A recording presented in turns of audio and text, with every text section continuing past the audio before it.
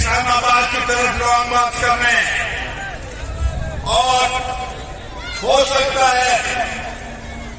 31 سے پہلے ہی یہ حکومت ختم ہو جائے، اور اگر کچھ دن رہ اس میں باقی بھی ہو تو یہ یقین دلاتا ہوں کہ عمران خان ابھی نہیں کہہ سکتا، وہ اپنے ممبران جو اس سے چلے گئے ہیں ان کے بارے میں کہتا ہے کہ یہ عوام میں شادی بیاہ میں نہیں جا سکیں گے، ان کے بچے جو ہیں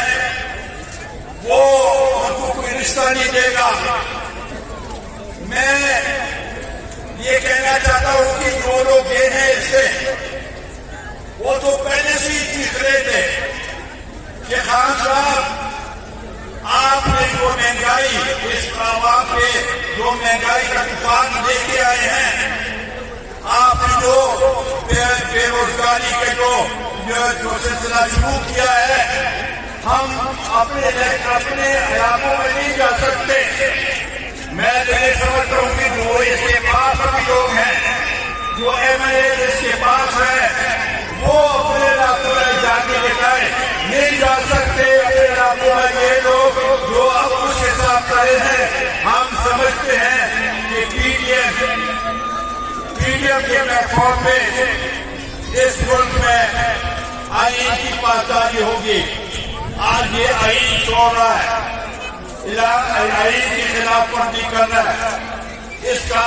اسپیکر اس کے ماں پہ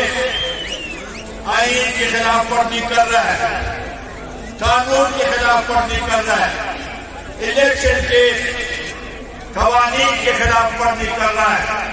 ہم آئین کی پاسداری کر رہے ہیں، ہم آئین کو مقدم سمجھتے ہیں، ہم قانون کی پاسداری کر رہے ہیں۔ یہ حکومت کو چاہیے، لیکن یہ حزب اختلاف ابھی